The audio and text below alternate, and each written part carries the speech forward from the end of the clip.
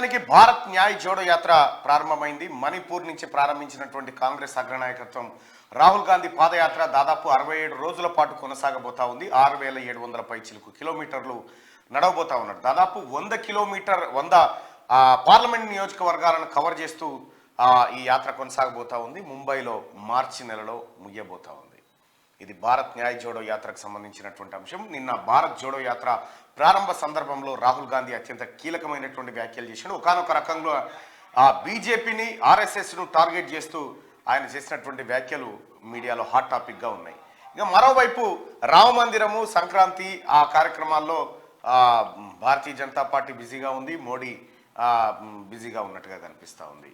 ఓవైపు భారత్ జోడో యాత్ర ద్వారా కులగణన చేపడతాం ఈ దేశంలో అనేటువంటి నినాదాన్ని రాహుల్ గాంధీ ఎత్తుకుంటూ న్యాయమైన హక్కు దొరికే వరకు పోరాడతామనేటువంటి నినాదాన్ని ఇస్తూ పోతా ఉన్నారు. ఇంకోవైపేమో కులగణన మాట అటు పెడితే రాముడు, రామాలయము, ధర్మము అనేటువంటి పదంలోకి బీజేపీ పోతా ఉంది. కులగణన వర్సెస్ హిందూ ధర్మం అనేటువంటి ఒక ప్రాతిపదిక నడుస్తూ ఉంది. సరే, దాని గురించి ఇంకా విశ్లేషించుకుందాం, మాట్లాడుకుందాం.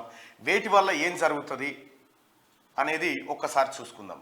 సో రాహుల్ గాంధీ తీసుకొచ్చినటువంటి కులగణన నినాదం కానీ, ఇక్కడ నరేంద్ర మోడీ గారు చెప్తున్నటువంటి ఇప్పుడు రామాలయము, అక్షింతలు, వ్యవహారం, ఇవన్నీ అంశాలు కానీ, ఇందులో ఏది బెటరు, ఏది ప్రజలకు ఎక్కడికి వస్తుంది, ఏది రాదు, దీని వెనకాల ఏముంది, ఇవన్నీ మాట్లాడుకుందాం ఓవైపు. ఇక ఇంకొక ప్రధానమైన అంశం, ఇదే టీఆర్ఎస్ పార్టీ పార్లమెంటరీ సమావేశాలు, అంటే పార్లమెంటరీ సెగ్మెంట్లకు సంబంధించినటువంటి సమావేశాలు నిర్వహించుకుంటా ఉంది. ఆ సమావేశాల్లో ఔరేక్ దక్క, టీఆర్ఎస్ పక్క లాంటి నినాదాలు ఏం లేవు కానీ మోతాదుగా పలసగా అట్లా తనలాడాలి మనం అని చెప్పి క్యాడర్కు గుండె నిబ్బరం చేసే కార్యక్రమాలు అయితే జరుగుతూ ఉన్నాయి. టీఆర్ఎస్ పార్టీ గెలుపు అనేది అది గడిచిన ముచ్చట. టీఆర్ఎస్ పార్టీ తెలంగాణ అనేటువంటి పదాలు వేరుపడ్డాయి ఆల్రెడీ. ఇక దీనికి సంబంధం లేదు. కేసీఆర్ నిన్న ఎరువుల షాప్ ఆయనకు ఫోన్ చేసి విత్తనాలు ఏమన్నా ఉన్నాయో ఆ గిరువులు అన్ని పంపు వ్యవసాయం చేసుకుంటా తుంటి చక్కగా అయిందని చెప్పి బాపిరెడ్డికి చెప్పిండట ఒంటి మామిడి కాడ. ఇక ఆయన ఎరువులు విత్తనాల మీద ఉన్నాడు. ఇక ఈ వ్యవసాయదారుడు వ్యవసాయం మొదలు పెట్టబోతా ఉండట. ఇక సరే, ఇది ఇక్కడ ఉన్నటువంటి వ్యవహారం. ఇక ముందుగా ప్రేక్షకులందరికీ సంక్రాంతి శుభాకాంక్షలు. రేపు అన్ని పేపర్లకు దాదాపుగా సెలవు ఉంటుంది.